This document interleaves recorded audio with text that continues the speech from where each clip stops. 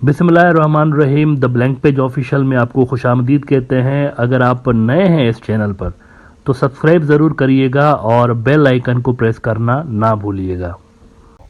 मित्रों, इंडिया के north east में बेशुमार सेपरेटिस्ट मूवमेंट्स मौजूद हैं, जो कि नॉर्थ ईस्ट की जो 7 रियासतें हैं इनको मुख्तलिफ मुल्कों में कन्वर्ट करना चाहती हैं। वो चाहते हैं हमारे अलग अलग मुल्क हों यहाँ पर। उसमें नागालैंड की सेपरेटिस्ट तंजीमें हैं, मणिपुर, मेघालय, आसाम की तंजीमें बेशुमार। अब होता यह है कि ये जो तंजीमें हैं इंडिया के अंदर, चूँकि बदतरीन क्रैकडाउन इनके ऊपर होता रहता है और ये जंगलात में और वहाँ फॉरेस्ट के अंदर रहते हैं, इनके जो गढ़ होते हैं वहाँ इंडिया के अंदर होते हैं। लेकिन इनमें से बहुत सारे ऐसे भी ग्रुप्स होते हैं जो कि बॉर्डरिंग एरियाज़ में रहते हैं, यानी इंडिया का जो बॉर्डर जैसे भूटान के साथ लगता है या बांग्लादेश के साथ या म्यांमार के साथ, तो वहाँ पर भी बड़ी तादाद में ये रहते हैं। फिर ये क्या करते हैं, इनका ऑपरेशनल स्टाइल ये होता है कि ये हिट एंड रन की जो टैक्टिक है वो यूज़ करते हैं। आते हैं, हमला करते हैं, चले जाते हैं वापस इंडिया से। अब ऐसे में इंडिया के 2 पड़ोसी मुल्क ऐसे हैं जिन्होंने इन इंडियन सेपरेटिस्ट तंजीमों के खिलाफ भरपूर कार्रवाई पास्ट में की हुई है और इनको ख़त्म करने के लिए इंडिया की भरपूर मदद की है। एक तो भूटान है। आपको ये जानकर हैरत होगी कि भूटान के अंदर भी बड़ी तादाद में इंडियन सेपरेटिस्ट ग्रुप्स जो थे वो रहते थे।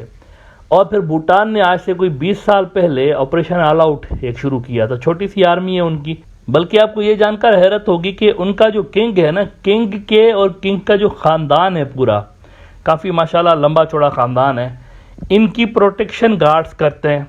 वो गार्ड्स भी डिप्लॉय कर दिए गए थे इस ऑपरेशन के अंदर, जो कि इंडियन इंसर्जेंट्स के खिलाफ भूटान में किया गया था। आसाम के मेनली इंसर्जेंट्स थे जो कि भूटान के अंदर वहाँ पर उन्होंने कैंप्स बनाए हुए थे। तो उनके खिलाफ पूरे रियासत की जितनी भी उनके पास ताकत थी भूटान वालों के पास, उन्होंने वो डिप्लॉय कर दी थी और इंडिया के इंसर्जेंट्स को वहाँ से भगा दिया था। आयरिश टाइम्स आपको 2003 का दिखाना चाहूँगा और इसके अंदर उस ऑपरेशन की डिटेल्स छपी थी। ये 16 दिसंबर 2003 का है। कहते हैं कि tiny Bhutan tax it's first offensive action against Indian separatist. ये उनकी हिस्ट्री का पहला ऑपरेशन था। 1948 से 49 से लेकर 2003 तक इन्होंने कोई इंसर्जेंसी के खिलाफ ऑपरेशन नहीं किया था, इनको कभी ज़रूरत ही नहीं पड़ी। तो ये पहला ऑपरेशन था और वो भी इन्होंने इंडिया के कहने पे इंडिया के लिए किया। कहते हैं कि Bhutan royal army launched its first offensive in its history at dawn yesterday against Indian separatist rebels operating.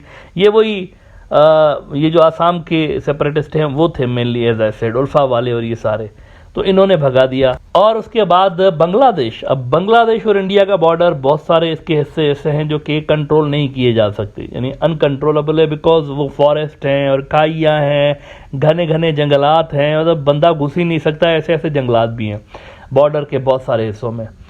तो उसके बावजूद लेकिन ये होता है कि अवामी लीग की सरकार जब आई तो शेख हसीना की सरकार तो लिटरली हाथ धो के इनके पीछे पड़ गई, यानी वो इनको ऐसे ट्रीट कर रही थी जैसे ये कोई इंडियन नहीं बांग्लादेशी सेपरेटिस्ट है एज इफ।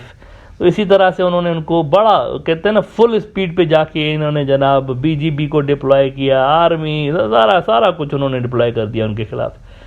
तो एज अ रिजल्ट ये होता है। फिर आपको मैं ज़रा 2017 की द इकोनॉमिक टाइम्स की एक दिखाना चाहूँगा कि रिजल्ट क्या निकलता है उन ऑपरेशंस का। 2015 में भी किया, 2017 में भी किया। रिजल्ट ये निकलता है, द इकोनॉमिक टाइम्स जैसे कि आज से 5-6 साल पहले उन्होंने खबर लगाई, first time insurgent camps in Bangladesh while reduced to 0 says BSF. India ने खुद कन्फेस कर लिया कि अब कोई वहां पर इंसर्जेंट कैंप नहीं है, बांग्लादेश ने सबको धपड़धूस कर दिया। अच्छा, म्यांमार की मिलिट्री वाहिद एक ऐसा रीजन है म्यांमार जहां की मिलिट्री थोड़ा सा रियलिस्टिक किस्म की है। उन्होंने बहुत सारे सेपरेटिस्टों को उनके खिलाफ कार्रवाई भी की, लेकिन बहुत सारों को अपने साथ मिला भी लिया। मतलब ऐसी भी रिपोर्ट्स छपी हैं आलमी मीडिया के अंदर कि बहुत सारे एंटी इंडिया सेपरेटिस्ट ऐसे हैं जो कि प्रो मिलिट्री जनता हैं, ये भी खबरें छपी हैं। और वो वहाँ पर इस वक्त भी अगर आप देखें तो वो जो एंटी मिलिट्री जनता फोर्सेस है ना, आंग सान सू की के जो लोग हैं और उनकी जो डेमोक्रेटिक फोर्सेस ने मिलिटेंट विंग बनाए हुए हैं, उनसे लड़ रहे हैं। तो उन्होंने इसको स्ट्रेटेजिकली ऐसा लगता है कि यूज़ किया है इंडियन इंसर्जेंट्स को। तो वहाँ पर से इंडिया को रिक्वायर्ड सपोर्ट हासिल नहीं रही, लेकिन भूटान और बांग्लादेश ने, कहते हैं ना, दोनों हाथ धोकर इंडियन इंसर्जेंट्स के हमेशा पीछे लगे रहे हैं। लेकिन अब ख़तरा यह है कि ये जो कोल्ड वार चल रही है और भूटान और बांग्लादेश चाइना की तरफ ज़्यादा डाइवर्ट हो रहे हैं, तो मुमकिन है कि फ्यूचर में इंडिया इन्हीं मुल्कों के अंदर इंसर्जेंसी बढ़ा दे। इट इज़ क्वाइट पॉसिबल इनके ऊपर दबाव बना के रखने के लिए, क्योंकि ये वो टैक्टिक है जो कि इंडिया पाकिस्तान के खिलाफ आज तक खेलता चला आ रहा है। पाकिस्तान के अंदर BLA को इंडिया सपोर्ट करता है, बलूचिस्तान की सेपरेटिस्ट तंजीम है।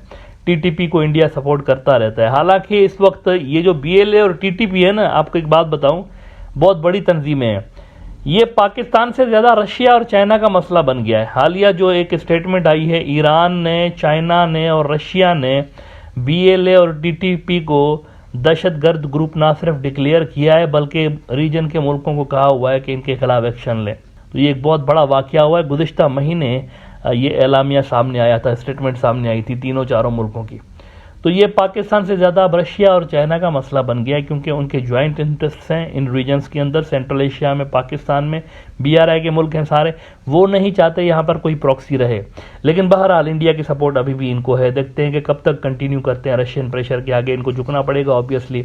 तो ये एक आजमाया हुआ तरीका है इंडिया का कि डिफरेंट मुल्कों को प्रॉक्सीज के ज़रिए तंग करते रहते हैं। बांग्लादेश में भी शुरू से लेके आज से नहीं, शुरू से इंडियन प्रॉक्सीज रही हैं। शांति वाहिनी के बारे में डिटेल्ड में एपिसोड कर चुका हूँ ब्रॉडर व्यू के अंदर। उसमें मैंने आपको बताया था कैसे चिटागोंग हिल ट्रैक्ट्स के जो इलाके हैं उनको कट ऑफ करके बांग्लादेश से इंडिया के साथ मर्ज करने का long term plan Indira Gandhi ने बनाया था। लेकिन उनकी मौत की वजह से वो प्लान ठुस हो गया। बाद में इंडिया ने उसको कैरी नहीं किया, क्योंकि वो समझ रहे थे ये फिजिबल नहीं है।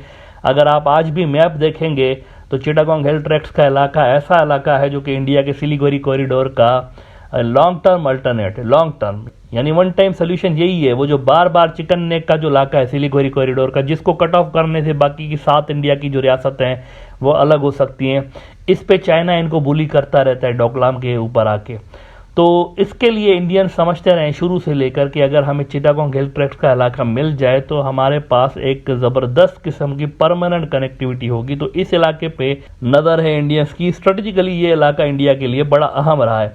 मैं आपको ज़रा बहुत पीछे लेकर चलता हूँ। अगर आप में से किसी को ये डाउट हो कि इंडिया इन इंसर्जेंट्स के पीछे कभी नहीं रहा, ये जो चिटागोंग हिल ट्रैक्ट्स को अलग करके और इंडिया के साथ मर्ज करना चाहते हैं, तो आपको न्यूयॉर्क टाइम्स दिखाना चाहूँगा। ये 11 जून 1989 का न्यूयॉर्क टाइम्स मैंने बड़ी मुश्किल से आर्काइव्स में से निकाला है। न्यूयॉर्क टाइम्स दुनिया के बड़े न्यूज़ आउटलेट्स में से एक। इन्होंने खबर लगाई थी कि बांग्लादेशी इंसर्जेंट्स से इंडिया इज सपोर्टिंग देम, और इसमें वो कहते हैं कि for more than a decade, ये 1989 से पीछे चले जाएं तो क्या हो गया, 1979 हो गया ना। तो 1979 से लेकर for more than a decade India has secretly provided arms and money to tribal insurgents fighting for an autonomous state in Bangladesh. Rebels given sanctuary in this border area say. A senior security official here confirmed the assistance and said an undetermined number of rebel fighters had stayed along the border near camp of Indian paramilitary forces. Indian जो paramilitary forces की वहाँ पर छावनियाँ हैं, उनकी छप्पर छाँव के नीचे इंडिया इन बांग्लादेशी सेपरेटिस्ट को रखता चला आ रहा था, शांति बाहिनी वालों को। प्रोजेक्ट हो गया बाद में। लेकिन इस वक्त भी बहुत सारी प्रॉक्सीज ऐसी हैं जो कि एक्टिव हैं और बहुत सी ऐसी हैं जो कि नई नहीं बन रही हैं। कुछ महीने पहले का मैं आपको बांग्लादेश न्यूज़ 24 दिखाना चाहूँगा, जिसमें वो कह रहे हैं कि in Chittagong hill tracts a new group of armed insurgents is making waves, who are they. तो आपका क्या ख्याल है, ये जो इतने नन्हे मुन्ने से ग्रुप इस वक्त क्रिएट हुए पड़े हैं वहाँ पर, ये कौन क्रिएट कर रहा है? खुद ब खुद हो रहे हैं क्या? ऐसे ही कोई इंसर्जेंसी, ऐसा कुछ भी नहीं होता। आप प्यूटन से पूछ लें, प्यूटन सबसे बेहतर जानता है इंसर्जेंसी को, और ये जो रिवोल्यूशन आते हैं ना फेक किस्म के, इनको प्यूटन से बेहतर कोई नहीं जानता कि किस तरह से दूसरी जो ताकतें हैं वो इनको प्रमोट करके और एक छोटी सी चीज़ से बड़ा बना देती हैं। तो ऐसा होता नहीं है कभी कि किसी मुल्क के अंदर कोई इंसर्जेंसी ग्रुप हो और वह खुद ब खुद उसी मुल्क के अंदर ताकतवर हो जाए विदाउट एनी एक्सटर्नल सपोर्ट। ऐसा नहीं होता। जब तक एक्सटर्नल सपोर्ट नहीं मिलती ना उस मुल्क के अंदर, वो ग्रुप जो है वो ताकतवर नहीं होते। इसकी वजह यह है कि रियासत की रिट होती है।